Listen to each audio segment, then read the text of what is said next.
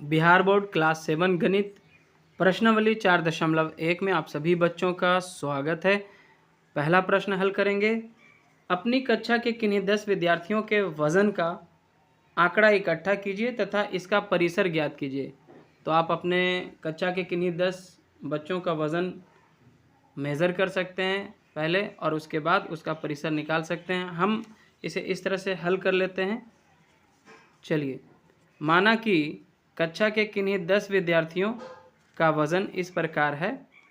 पहला बच्चा का अगर हमने जांच किया तो 30 मिला, फिर 28 किलो, फिर 35 kilo, 40 kilo, 32 kilo, 28 kilo, 25 kilo, 30 kilo, 42 kilo और 27 किलो। इस प्रकार मान लेते हैं कि 10 जो विद्यार्थी थे उनका वज़न इस प्रकार हमने मेज़र कर लिया है। अब इसका हमें परिसर निकालना है। तो परिसर निकालने से पहले सबसे पहले आपको क्या करना है, जो वज़न है उसको आरोही क्रम में व्यवस्थित कर लेना है। तो हम लिखेंगे यहाँ पे वज़न का आरोही क्रम, वज़न का आरोही क्रम।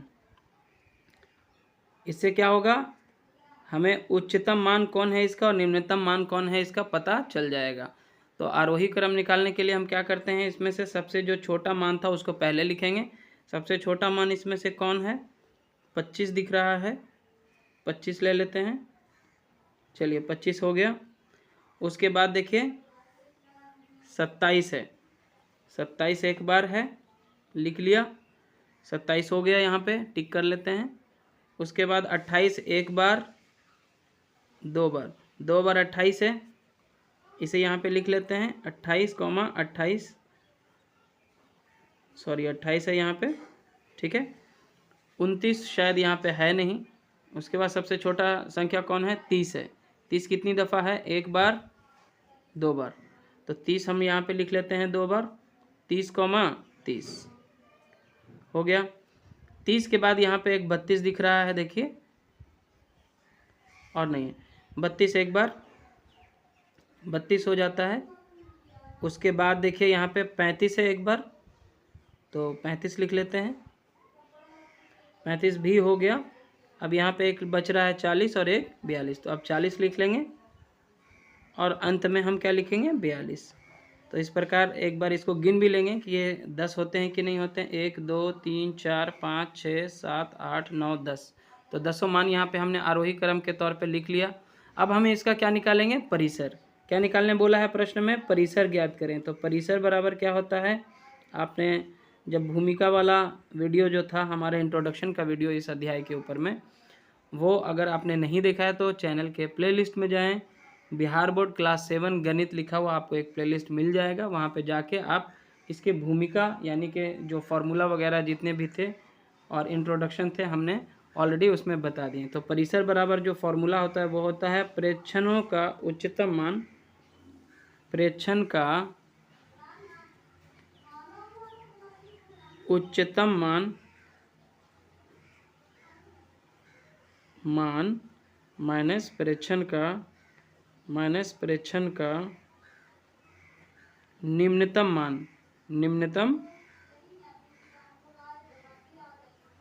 मान, ठीक है। तो यहाँ पे उच्चतम मान कौन है बताइए, सबसे अधिक कौन है, 42 है।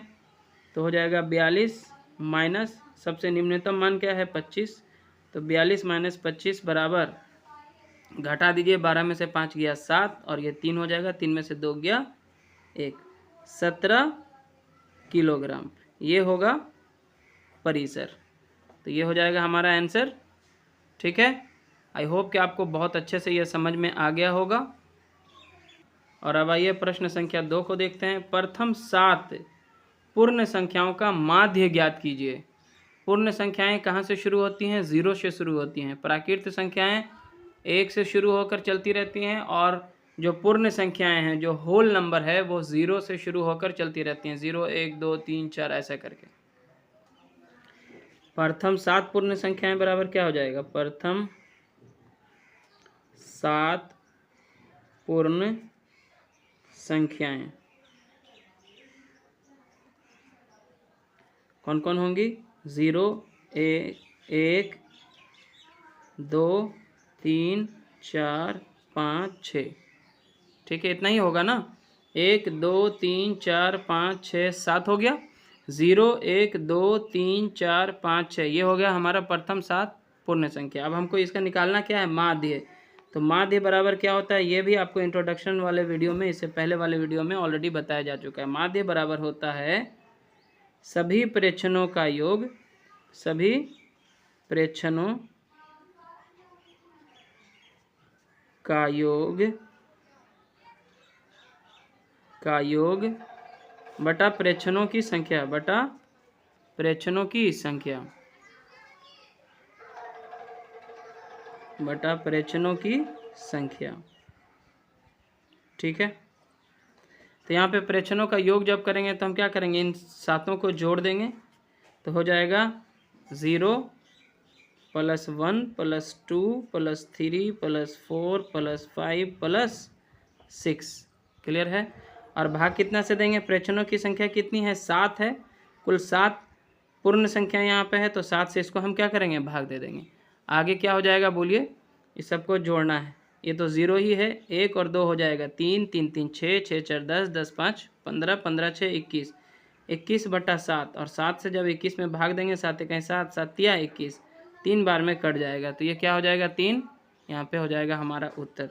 इस प्रकार प्रथम 7 पूर्ण संख्याओं का जो माध्य होगा वो क्या होगा, 3 होगा। आगे बढ़ते हैं और अब हम क्वेश्चन नंबर 3 देखते हैं। कक्षा के एक मूल्यांकन में प्राप्त किए गए निम्नलिखित अंकों को एक सारणीबद्ध रूप में संगठित कीजिए। इस तरह से अंक दिए गए हैं, ठीक है, तो इसको सबसे पहले संगठित करना है और उसके बाद इन प्रश्नों के उत्तर देना है। सबसे बड़ा अंक कौन सा है, सबसे छोटा अंक कौन सा है, इन अंकों का परिसर क्या है, और फिर अंक गणितीय माध्य भी इनका हमें निकालना है। तो सबसे पहले हम क्या करते हैं, इसको अरेंज कर लेते हैं। तो बच्चों यहाँ पे जो अंक दिए गए हैं वो 1 से लेकर 9 तक हैं अंक, इनको हम इस प्रकार व्यवस्थित कर सकते हैं। एक जो है यहाँ पे देखिए आप, केवल एक ही बार है, तो यहाँ पे इसकी बारंबारता यानी कि फ्रीक्वेंसी कितनी है, 1 बार है, तो मिलान चिन्ह भी 1 ही बार होगा। उसके बाद 2, अगर आप ध्यान से देखेंगे तो 2 बार है, यहाँ पे देखिए 2 यहाँ पे 1 बार दिख रहा है और 1 बार यहाँ पे दिख रहा है। ठीक है, तो 2 जो है वो 2 बार है, तो इसका मिलान चिन्ह हमने 2 बार ऐसे निशान दिया, और यहाँ पे इसकी फ्रीक्वेंसी बारंबारता जो है 2 बार लिख दी। 3 जो है इस पूरे डेटा में आप ध्यान से देखेंगे तो केवल एक ही जगह पे है, तो 3 को हमने यहाँ पे इसकी फ्रीक्वेंसी बारंबारता 1 लिख दी।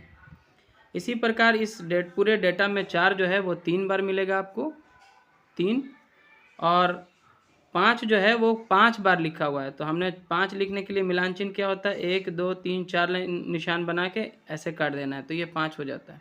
ये आपने पिछली कक्षा में भी सीखा है। और 6 जो है यहाँ पे 4 बार है टोटल, तो इसको 4 लिख दिया हमने, और 7 जो है 2 बार है, तो 2 लिख दिया हमने। ठीक है, 8 जो है वो 1 बार है, और 9 भी जो है वो 1 बार है। इस प्रकार हमने इस पूरे डेटा को क्या किया है, अरेंज कर लिया है, व्यवस्थित कर लिया है। अब हम इसके सभी प्रश्नों का उत्तर देंगे। अब इसमें जो है पहला प्रश्न है, सबसे बड़ा अंक कौन सा है। सबसे बड़ा अंक अगर आप ध्यान से देखेंगे तो इसमें चूंकि 1 से लेकर 9 तक की ही संख्याएं हैं, तो सबसे बड़ा अंक कौन होगा, 9 होगा। कौन होगा, तो 9 होगा। ठीक है, ये हो गया आंसर।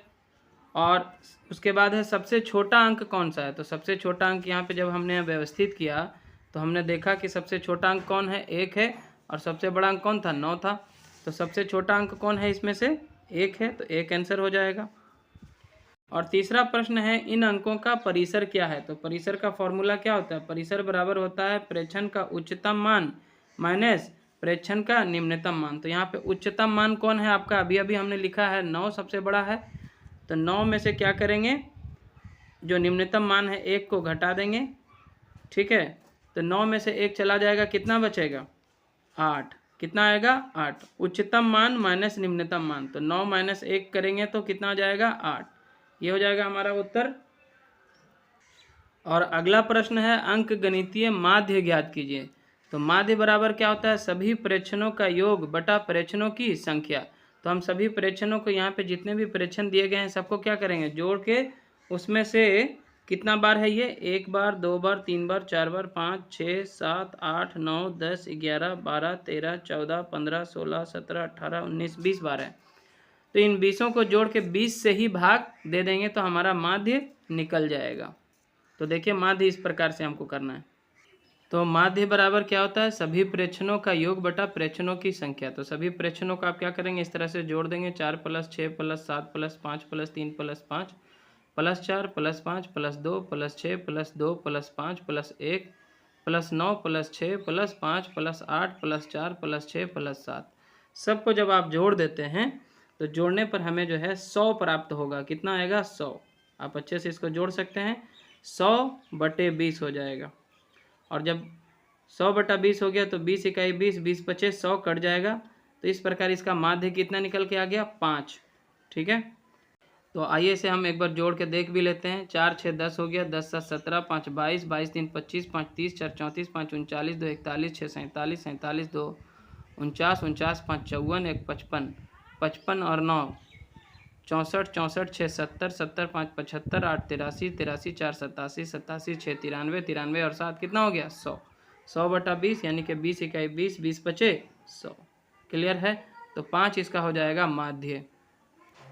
और क्वेश्चन नंबर 4 इस प्रकार से है, एक क्रिकेट खिलाड़ी ने 6 पारियों में निम्नलिखित रन बनाए। पहला पारी में जो है 45 है, दूसरा में 40, तीसरा में 35, चौथा में 50, पांचवा पारी में 0 और छठे पारी में उसने 100 रन बनाए।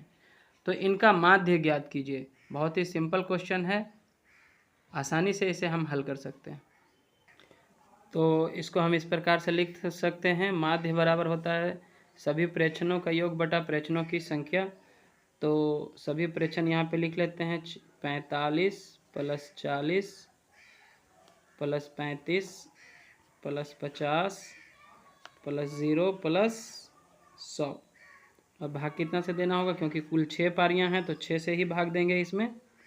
ठीक है, और अब हम सबको जोड़ लेते हैं। तो यहाँ पे हो गया 0, 5, 5 10 के 0, बाकी 1, 5 3 8, 8 4 12, 12 4 16, एक कितना हो गया, 17 के 7, बाकी 1, और ये जो 1 है, 1 के साथ 1 जुड़ जाएगा तो हो जाएगा 2, 270/6।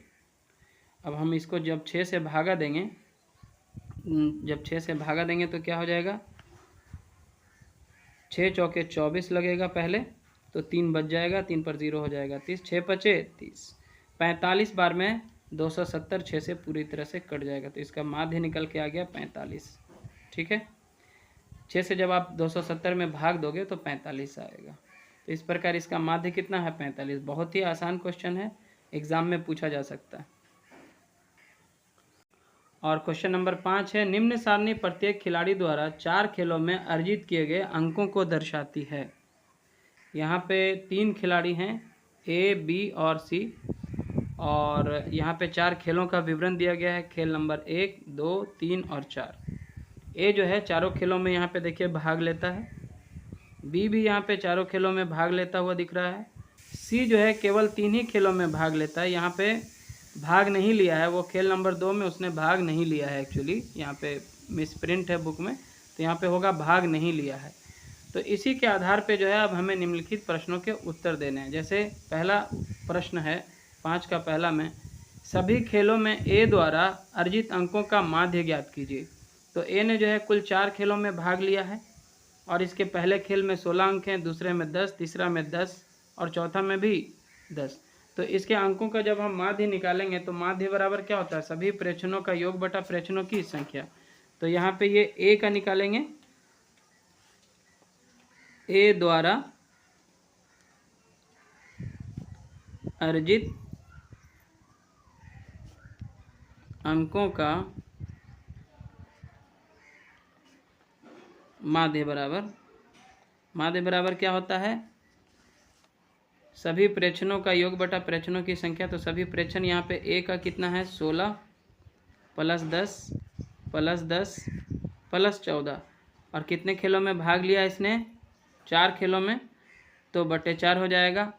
अब हम इन सबको जोड़ के 4 से क्या करेंगे, भाग दे देंगे। तो चारों को जोड़ने पर कितना आएगा, देखिए यहाँ पे 4 और 6 10 के 0, बाकी 1, और यहाँ पे 1 1 1 1 4 बार है, और जो बाकी 1 मिला के 5 हो जाता है, 50/4।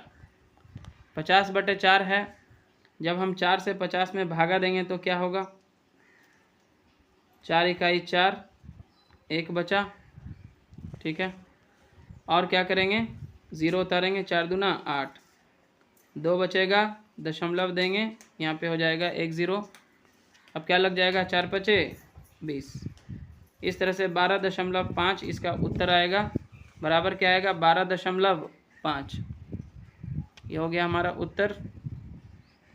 तो ये पहला का हो गया आपका। ए द्वारा अर्जित अंकों का माध्य बराबर क्या होगा, ए ने 4 खेलों में भाग लिया था, चारों खेलों के अंकों को जोड़ के 4 से भाग दे देना है, आपका उत्तर आ जाएगा। चलिए तो क्वेश्चन नंबर 2 है, सभी खेलों में सी द्वारा अर्जित अंक ज्ञात करने के लिए आप कुल अंकों को 3 से भाग देंगे या 4 से। तो यहाँ पे आप देख सकते हैं कि सी जो है केवल 3 ही खेलों में भाग लेता है, दूसरे में उसने भाग नहीं लिया था। तो यहाँ पे जब हम इसका माध्य निकालेंगे तो माध्य बराबर क्या होता है, प्रेक्षणों का योग बटा प्रेक्षणों की संख्या। तो इसमें 3 ही प्रेक्षण होगा, 8 + 11 + 13, और उसको 3 से ही भाग देना पड़ेगा। तो यहाँ पे हम 4 से भाग नहीं देंगे, तो इसके उत्तर में आप लिख सकते हैं दूसरा में 3 से। कितना से भाग देंगे हम, आप कुल अंकों को कितना से भाग देंगे, 3 से या 4 से। तो लिखेंगे 3 से, क्योंकि खिलाड़ी सी द्वारा केवल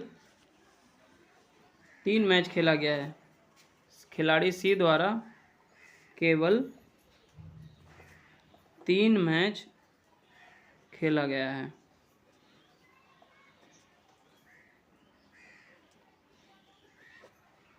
ठीक है, और साथ ही हम सी द्वारा अर्जित अंकों का माध्य भी निकाल के रखते हैं, बाद में काम आएगा। तो इसका माध्य हो जाएगा, देखिए 3 1 4, 4 8 12 के 2, बाकी 1, और यहाँ पे 1 1 हो जाएगा 2, और जो बाकी 1 है मिला के 3, 32/3। अब 3 से जब आप 32 में भागा दोगे तो कितना आएगा, 3 दहाई 30, 2 बच जाएगा, पॉइंट लगाएंगे, 3 छके 18 लगेगा, फिर 2 बचेगा, फिर 3 छके 18, इस तरह से आएगा मान। अब लिखता है बी ने सभी खेलों में भाग लिया है। बी ने देखिए चारों खेलों में भाग लिया है, आप उसके अंकों का माध्य कैसे ज्ञात करेंगे। तो उसके अंकों का माध्य निकालने के लिए हम क्या करेंगे, देखिए 3 नंबर में, हवा तेज चल रहा है, तो यहाँ पे देखिए, तो यहाँ पे हम बी द्वारा अर्जित अंकों का जब माध्य निकालेंगे तो क्या हो जाएगा, देखिए 6 + 8 + 4 + 0 होगा, 6 + 8 + 4 + 0/4। तो कितना हो जाएगा, 6 8 14 4 18, 18/4 हो जाएगा। 18/4, जब 4 से आप 18 में भागा दोगे तो क्या हो जाएगा, 4 चौके 16 लगेगा, 2 बच जाएगा, दशमलव देंगे, 20 हो जाएगा, 4 पचे 20, 4.5 आएगा इसका उत्तर। ठीक है, तो इस प्रकार इसका हम माध्य निकालेंगे। और अब कहता है क्वेश्चन नंबर 4 में, किस खिलाड़ी का प्रदर्शन सबसे अच्छा रहा। तो आपने ध्यान से देखना है कि जब हम ए का माध्य निकालते हैं तो ए का माध्य कितना आया था, 12.5, और बी का आता है 4.5, और सी का आया था 10.66। तो सबसे बेहतर प्रदर्शन किसका रहेगा, तो इसका उत्तर हम लिख देंगे खिलाड़ी ए का। कितना का, कौन सा खिलाड़ी का, खिलाड़ी ए का, क्योंकि इसका जो माध्य का मान है वो है 12.5, बी का आता है 4.5, और सी का था 10.66। तो यहाँ पे सबसे बेहतर प्रदर्शन ए ने किया है। ठीक है, इस प्रकार क्वेश्चन नंबर 5 हो जाता है यहाँ पे समाप्त। और आज के इस वीडियो लेसन में हम यहीं तक रखते हैं, क्योंकि वीडियो लेसन काफ़ी लंबा हो चुका है। बाकी के प्रश्नों को हम अगले वीडियो लेसन में सॉल्व करेंगे। अगर आपको ये वीडियो लेसन अच्छा लगा तो ज़रूर से इसे लाइक करें, शेयर करें अपने सभी दोस्तों के साथ, और चैनल पर नए हैं तो सब्सक्राइब ज़रूर करें। Thanks for watching.